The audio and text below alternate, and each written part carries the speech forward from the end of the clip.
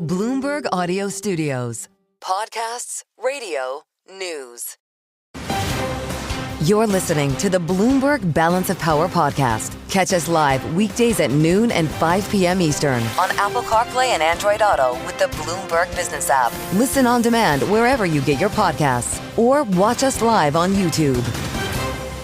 Hope you had a great weekend and welcome indeed to the Monday edition and more specifically the early edition of Balance of Power here on Bloomberg Radio, Satellite Radio Channel 121, Bloomberg Originals, and YouTube. Search Bloomberg Business News Live to find us on YouTube. We keep the stream up all day for our programming from Washington to New York and back again with the president not wasting time in making some news today. And I'll let you know, lawmakers are coming back to town. There's going to be a lot of talk about sanctions on Capitol Hill as well as rescissions.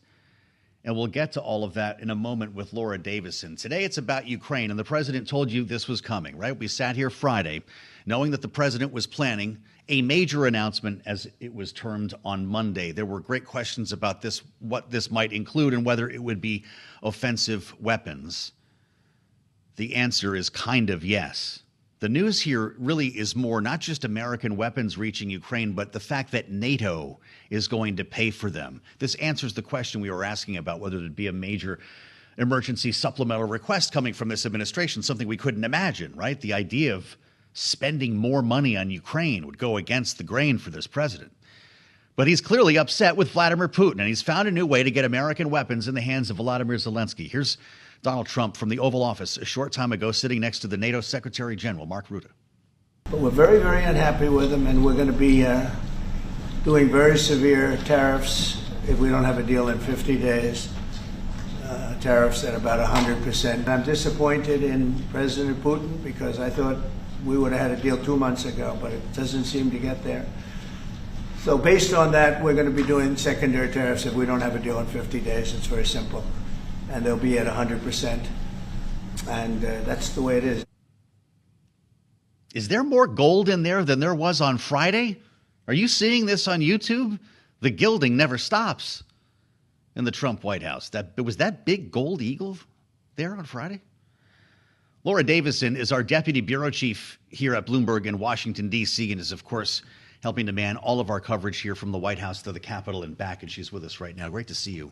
They're adding to the gold as we go here, are they not? There was a certain glow in that clip in particular. My God, that was like Liberace's office. He did, by the way, mention the Resolute desk, which I guess has been cleaned up and returned. I've been waiting for the update on this. Remember when Elon Musk's son X, he drooled or something on they brought the desk out of the Oval. They were going to have it refinished, and I never heard that it came back. And this is clear, even at the cabinet meeting on Friday, Trump was talking about the decor. He's been spending a certain amount of time picking different frames, picking different clocks, including stealing some, apparently, from the State Department from Marco Rubio. This is, of course, not why you're here. We're talking about Ukraine, and this is really interesting, watching the evolution here when it comes to Donald Trump, Vladimir Putin, and this war, because it was just weeks ago he was talking about his great relationship with Putin. It was weeks before that he was yelling at Volodymyr Zelensky in the Oval, and it was weeks before that he predicted that he could finish this war on day one. What does he think at this point? This is a total reversal. And even go back, even further, a year ago, he was talking about abandoning NATO partners. That really caused a stir on the campaign trail. Now you have a meeting in the Oval, a very cordial meeting with the Secretary General of NATO. He even mentioned that he's really become very friendly with this organization, especially at the NATO meeting a couple weeks ago. Part of this is that Mark Rutte has been very strategic in how he's courted this relationship with Donald Trump, and he's arranged this deal that Trump very much likes, that the U.S. won't be giving weapons, that they're going to be purchased through NATO and then given to Ukraine. This is very much the way he has always wanted to structure these deals, going back to day one of his term. If he didn't want some sort of aid, he wanted some sort of financial deal. Remember, there was the rare earths deal that he was trying to cut. And this is, very much kind of where he sees kind of the role he wants to play of making these financial deals, these business deals, versus sort of a diplomatic solution. It's like the military version of we're going to build a wall and have Mexico pay for it, right? He gets to do something that is maybe controversial giving weapons to Ukraine, at least with his own base, but as long as we're not paying for it, we somehow don't have our fingerprints on it. Is that the idea? Yes, and it also makes it an easier sell for Trump because he doesn't have to go to Congress and get them to approve additional money. It's not clear if Congress is going to approve this Russia sanctions package that has been debated for several weeks. These various versions of this bill have sanctions of 500%. Right, Those are massive. Lindsey Graham has been talking about scaling that back, but the bill right now has pretty significant support, and it's possible, as Trump mentioned in the Oval Office earlier, that it could pass, in the coming weeks. Even with the help of Democrats. It's interesting. I'm glad you mentioned that. In that sound cut we just heard of the president, he's talking about tariffs. He's 100% tariffs. He means sanctions. That's what this bill is. Yes, this is, and Trump seems to really be talking about two things. One, perhaps some sanctions that he would impose unilaterally in addition to whatever Congress decides to do. So he's talking about these 100% secondary tariffs, which we understand to be sanctions. Yeah. These would be essentially levies on trading partners that buy Russian goods, so especially Russian oil. So this would be hitting other countries, essentially trying to further isolate Russia and further dampen any demand for their goods. We've got a great conversation coming up a little bit later in the hour with Max Bergman at the Center for Strategic and International Studies, who's looking at what the effect would be here. And if you're a country like India, that could be a real problem if that's passed, right? Yes, there's especially if it's 100% or even forget 500%. Right. Those are tariff levels that just completely cut off, or sanction levels that cut off trade entirely. So we're speaking about tariffs, and the president actually made news about tariffs over the weekend. He was asked about this, and I'm not sure it's even top of mind with the Ukraine stuff here, but he threatened another 30% on Mexico, USMCA excluded. We spoke to Peter Navarro here on Friday talking about Canada, 35%. That also is USMCA goods excluded. So these aren't terribly meaningful at the moment, are they? Doesn't that cover the vast amount of imports from both countries? That really does. So that really lessens the scope there. And of course, Canada and Mexico are the U.S.'s largest trading partners. Though not far down the line is the EU, which has a 30% tariff rate, much to the surprise. So that's the real news this weekend, right? Keep going. Yes, and that really came as a surprise because the U.S. has been in talks with the EU for weeks, if not months, about cutting a deal. The EU leaders at one point thought they were going to be able to keep that tariff level at 10%. Which, while wasn't their preferred outcome, would be a level that could support much of the trade that is ongoing. But at 30%, you have a lot of companies in the EU saying, "Look, this just doesn't. The math of these trade deals don't make sense anymore, and we're going to have to suddenly find other countries to export our goods." Wow, the idea not to retaliate is pretty interesting here as well. Is this don't poke the bear, or just give us time to cut deals with other countries? I think the next 3 weeks will really be a key sign here. Do they get to August 1? Yes. And are they able to either, stave off that implementation, push it back a couple weeks, get a lower deal, or, is it August 1 and suddenly 30%? That's when you could really see countries start banding together, putting on some of these retaliatory tariffs and sort of daring Trump to, back down. Your calendar must look like a riot. So we've got, what is it now? August 1 is the next deadline for reciprocal tariffs. We just dropped a 50-day waiting period on Russia sanctions, he said. I don't know why 50. We seem to be in 2-week increments. And didn't we already have something else we were waiting 2 weeks on here? What else is...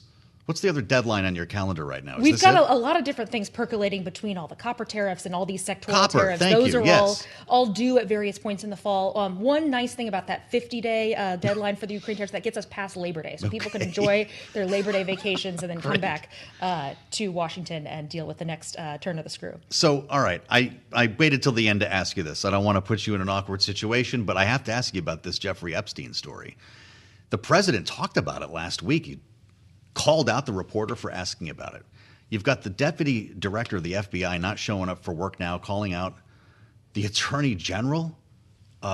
Is this real, this MAGA split? Does it spill over into anything policy related that a Bloomberg audience should care about, or is this a tabloid story? This certainly could mean, shakeups at the FBI and the Justice Department at the highest levels if, some of what we're seeing comes to fruition. And this is really sort of a cautionary tale of when you make promises, when you are not in government, to then you are suddenly in control of things, you control all the levers of power. If you get your side really amped up that something's happening, you have to be able to then, show something on the back end. So this is really sort of the insider-outsider dichotomy of, all these people from the outside were railing against government are now in key positions and you have to deliver. There's a lot of tape on Kash Patel, Bongino, J.D. Vance talking about this list and how they're going to expose it. And those things don't go away automatically. I'll be very curious to see how they manage to do this. CC, I think you might be onto something there. Laura, it's great to have you back. Laura Davison helps to run our coverage here in Washington, our deputy bureau chief at Bloomberg, and always great to spend some time when we can pull her away from the desk. Producer James is back today. Did I tell you that? America's producer is back with us. And we'll have much more straight ahead as we consider the impact of these Russia sanctions if they were in fact implemented. Not just sanctions, but secondary sanctions that could ricochet around the world. Our conversation ahead with Max Bergman at CSIS coming up on Bloomberg. You're listening to the Bloomberg Balance of Power podcast. Catch us live weekdays at noon and 5 p.m. Eastern on Apple CarPlay and Android Auto with the Bloomberg Business app. You can also listen live on Amazon Alexa from our flagship New York station. Just say, Alexa, play Bloomberg 1130. With big thanks to CC Charendoff, Justin Miller, and Elizabeth Sedrin for helping us out last week while producer James was off golfing. He's back with us today here in the nation's capital, and we were raring to go with news coming from the White House. We started early today. Secretary General at NATO in the Oval Office. President Trump talking about Ukraine as promised. This is going to carry us largely through the day here in the news flow. As lawmakers in the Senate, Lindsey Graham and John Thune, for that matter, craft a sanctions package against Russia, the president's tapping the brakes on this. He says 50 days. Give Vladimir Putin 50 days to cut a deal, and then we'll talk about sanctions. That, of course, has been on the table for weeks now. The president even altering the language in that sanctions legislation before it ever sees the light of day. But it looks like the news today is about weapons specifically. That's why the NATO boss was in the Oval Office, Mark Rutte, sitting next to Donald Trump as he announced this plan, something we touched on last week. If you listen to this program, you might have seen this coming. A deal in which American weapons get to Ukraine, but we don't go to Capitol Hill and spend a bunch of money to do it. They'll be bought by NATO from the U.S., from U.S. contractors. In some cases, European countries will send their own weapons and we'll backfill them. But in the end, our NATO allies will pay for this. Here's Donald Trump speaking earlier about the Patriot missile batteries that are on the way to Ukraine. It's everything. It's Patriots. It's all of them. It's a full complement with the batteries. And when do you expect them to arrive in Ukraine, sir? Well, we're going to have some come very soon, within days, actually. Because a couple of the countries that have Patriots are going to swap over and will replace the Patriots with the ones they have. And Matt will coordinate with NATO. But so it's going to be, they're going to start arriving very soon. This was just last hour at the White House as we bring the voice of Max Bergman to this story, who is director of the Europe, Russia, and Eurasia program at CSIS, the Center for Strategic and International Studies. Max, it's great to have you, and I'm curious to hear more about your research into the impact of sanctions and secondary sanctions on Russia and other countries around the world. I wonder your thoughts initially, though, on this deal to continue providing weapons without going back to Congress with an ask. Is this a smart angle for the White House to get NATO involved financially, as we heard today? Well, I think it's good news, especially for Ukraine. I think we should be clear about what the baseline here was. You know, the administration a week or so ago announced that it was going to suspend deliveries of Patriot missile systems to Ukraine. Now, these are vital to protecting Ukrainian civilians. And right now, it just looks like the White House is sort of turning that back on, and that future deliveries then are going to be paid for by the Europeans. But really, a lot of this money had already been paid for by the Biden administration. What we're looking at are just sort of the deliveries of future systems. But I think what it does represent is kind of a real shift in the burden of supporting Ukraine from the United States to Europe, where the Europeans effectively pay us to provide weapons that we were previously providing. At the very least, it is a good thing for Ukraine. Someone is going to pay for this. It looks like Europe, and that the supply of very precious Patriot missile systems will continue to flow to Ukraine, which is really vital for their security. I'm glad you mentioned these Patriot missile systems. You used the word precious. How many of these do we have? Because when weapons to Ukraine were halted by the defense secretary and another official in the Pentagon a couple of weeks ago, that was the justification, that we've run out of stuff like this. Yeah, and part of it is connected to events in the Middle East, where the U.S. has used a lot of Patriot missiles, interceptors, to shoot down Iranian drones and other missiles. And every winter, it has been a big test for the United States about whether it could supply Ukraine with enough air defense to get through, because Russia started targeting Ukrainian power plants and other facilities. And there are some reports that the U.S. is really low in stockpiles, perhaps down well below 50%. And this is a big problem, and it's a big problem for our defense industrial sector that really can't produce enough. And there's just been big orders by the U.S. Army to try to ramp up production of these missile interceptors used by the Patriot system. So this is a problem. It has been a problem throughout this war, that not only does Ukraine need a lot, but that our defense industrial base and Europe's defense industrial base can't really meet the mark in terms of production. Really makes you wonder, Max, how many years we are going to have this conversation for. It's just endless. And everyone seems to know that it's something that's badly needed, yet we never get down to actually increasing the capacity of the DIB, as they call it. I know that your expertise, though, is in the sanctions package that we're talking about. Your economic acumen here and the research that you've done is something that I'd like to ask you about, because sanctions are one thing, and that's another bit. Secondary sanctions, something else we talk about a lot, but we never quite get to. This was on the table for the balance of the Biden administration, but we're looking at some pretty hefty numbers here, whether it's 100% or 500%, Max.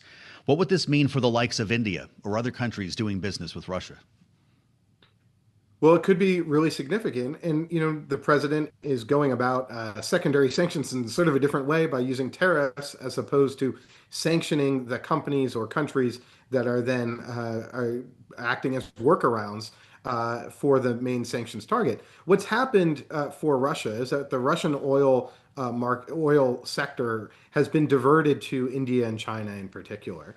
And the United States has been very reticent, in particular, to sanction India. We are trying to develop close ties with India. We see India as a strong potential partner vis-a-vis China. And we've also been reticent in some ways to go after a number of Chinese banks and other Chinese entities. So I think, with this tariff play, we'll see. It could have real ramifications, I think, for Russia's oil sector. But it would also have real implications for the United States bilateral relations. And the thing we have to remember is part of what the Biden administration was trying to do was to keep Russian oil on the global market. We wanted Russia to take a haircut in terms of how much profit it was getting in terms of sales, but we didn't really have a problem with Russia selling oil. We just wanted it to sell it at a haircut because we wanted Russian oil on the market to keep global prices low. The Trump administration, I think, is taking a bit more of a blunt approach, and so we'll see if this begins to really lead to a spike in oil prices. What would this mean for China as well, Max?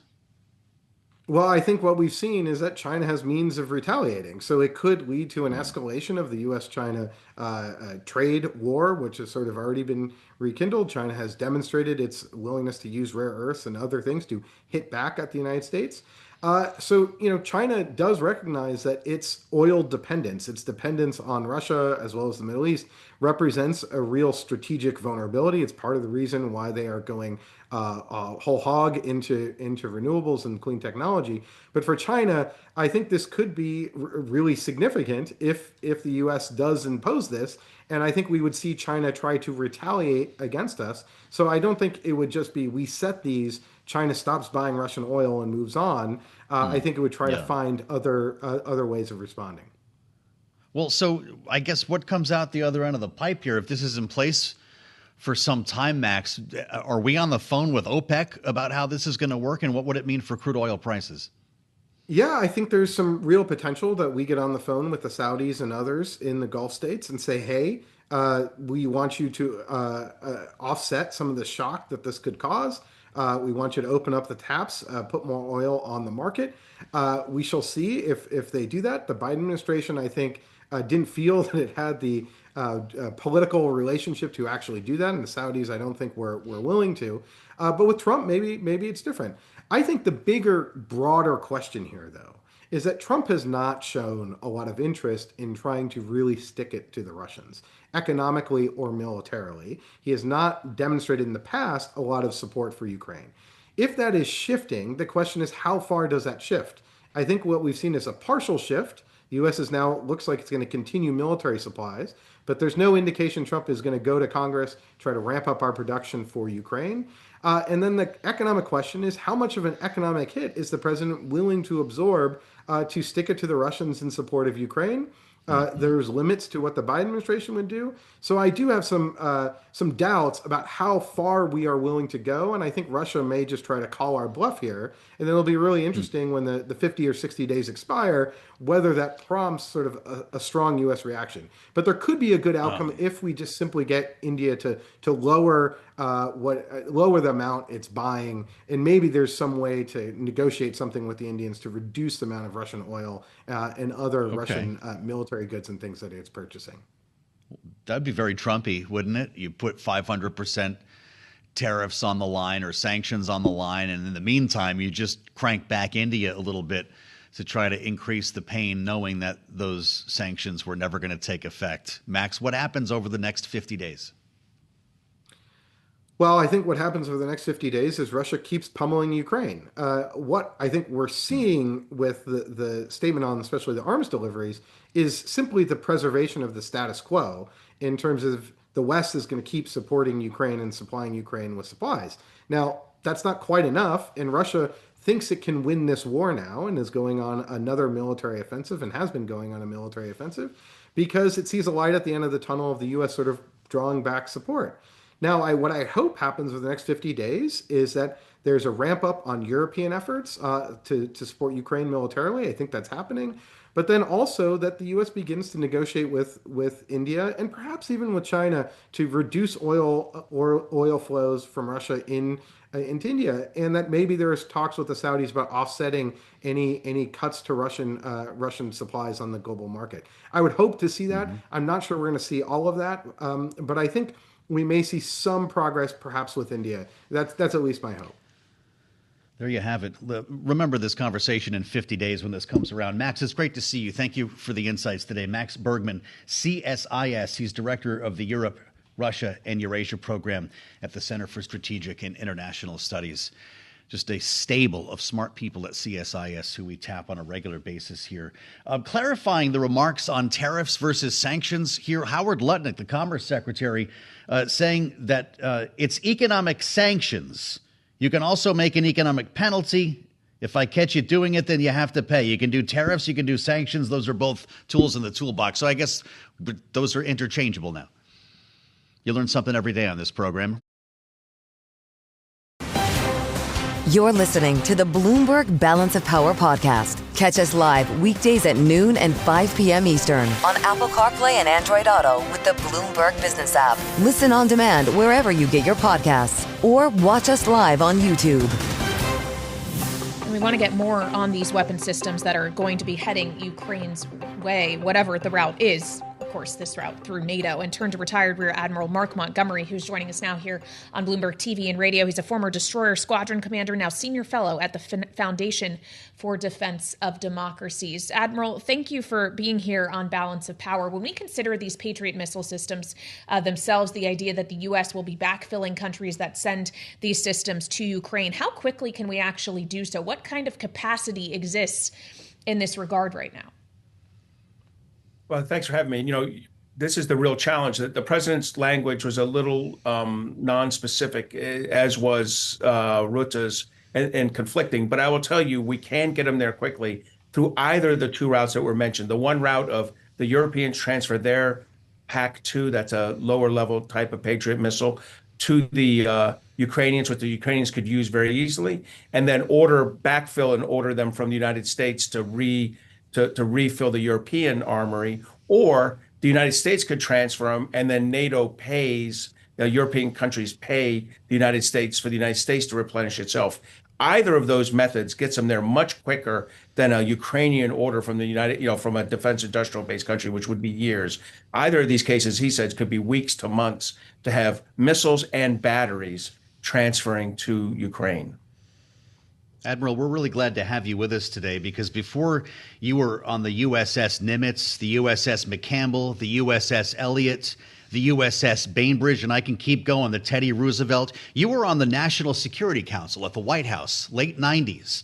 And when we look back a couple of years here, How do we rationalize the fact that we've been having this conversation about our defense industrial base for decades, and we really don't have a greater capacity to show for it? Was this not something that you were talking about that many years ago inside the White House? No, you're exactly right. I think we've got about a 20-year deficit, particularly in our munitions. And that's what we're talking about here, whether it's Patriot missiles here, the Standard missiles the Navy was using to shoot down Houthi rebel cruise missiles, or the offensive weapons that we were using against the Houthis or have used in other locales. We were running at about 25% of the proper level of munitions order. In other words, when we needed 4, we ordered 1. When you do that over 20 years, you really create a deficit. And worse, you tell the defense industrial base companies, I'm not going to do major orders. And they reduce their ability to produce. So what you've seen over the last 3 years are pretty consistent from the supplemental, the Ukraine supplemental, Taiwan supplemental a couple years ago, this year's budget and next year's budget, actual investments in the defense industrial base where the United States is contributing to defense industrial base companies like Lockheed and Raytheon and Northrop Grumman to expand their ability, their capacity to produce. They obviously contribute. And so we are beginning to grow our capacity. But this is a 20-year deficit. The only deficit that's worse is the European one, which almost went to zero. Well, and now, of course, Europeans are trying to step up in their own defense spending category, which is one of the main aims of this administration. And that was a point emphasized by Secretary General Rutte in the Oval Office with the president earlier. As we consider the kind of allied capacity, if you will, I also would like to ask you, Admiral, about Russia's capacity and specifically the supply of weapons that Russia is still getting from countries like North Korea. How should we be considering Russia's ability to continue to replenish its own stocks, continue striking Ukraine, often civilian targets, and how it's matched against the assistance Ukraine is now getting in terms of air defenses? Well, that's a great question, Kelly, because you're exactly right.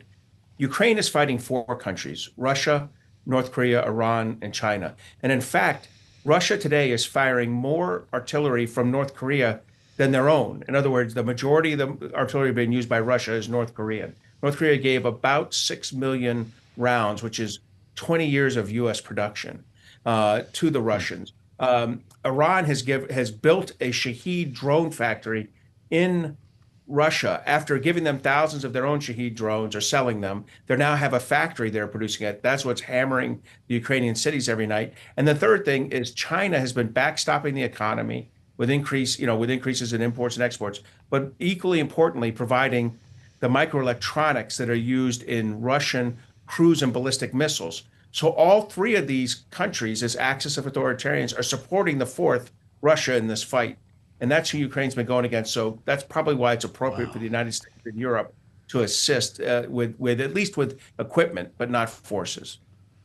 That's incredible to consider 4 countries. You know, Bloomberg interviewed the head of Ukrainian military intelligence, Admiral, who said North Korea is now supplying as much as 40% of Russia's ammunition in this war. You mentioned the shells that we're having trouble manufacturing as quickly, but they're prepared at least to send a lot of other stuff. Ballistic missiles, artillery systems. Russia, of course, providing money and technology to North Korea in return. What's the weapon system you're most worried about? And could we see them include nukes coming from Pyongyang? So, well, certainly I not nukes because, not that Russia would use them, but they have their own tactical nukes already. But I'm glad you mentioned that because that's something we should always be sensitive to. But the North Korean thing the North Korean weapons that bother me the most are, in fact, the artillery rounds. You're exactly right. But what bothers me even more than those are those Shahed drones. Shahed drones from Iran and the factory that was built in Russia are really putting pressure on the Ukrainian air defense system, and they're causing civilian casualties and damage to critical infrastructure. Energy, water, the financial systems of Ukraine are hit every night. And so, to me, that Iranian drone and that North Korean artillery are really making a difference in hurting the Ukrainians. Well, and as you point to the targets that Russia is taking aim at in Ukraine, obviously part of the objective here, Admiral, is to wear on Ukrainian morale. Do you sense that we reach a point where that is effective, where Ukraine's kind of desire to keep prosecuting or defending itself in this war is going to diminish? Is Russia being effective in that regard? So I don't think so. And here's why I say that. I go to Ukraine every quarter for a couple of weeks to do training with their military and their general staff. And I am convinced the Ukrainians won't lose. That doesn't mean they can push Russia out. It doesn't mean they can recapture Crimea, but they won't lose. They're losing incrementally a kilometer here, a kilometer there of land, but they have the societal resilience to stay in this fight and win. They just need access to weapons. And that's what President Trump gave them today. He gave them access to weapon systems that they need. The one thing I wish he had gone one step further and given them access to some of our offensive weapons again, the ATACMS, long-range artillery. That would have been great, because then they could break up Russian formations when they're coming together in Russia, by waiting till they're very close to the Ukrainian lines. Yeah. We want to stay in touch with you, Admiral. Let us know when you're going back to Ukraine. Retired Rear Admiral Mark Montgomery, Senior Fellow, the Foundation for Defense of Democracies. We thank you for the insights, only here on Bloomberg. Thanks for listening to the Balance of Power podcast. Make sure to subscribe if you haven't already at Apple, Spotify, or wherever you get your podcasts. And you can find us live every weekday from Washington, D.C. at noontime Eastern at Bloomberg.com.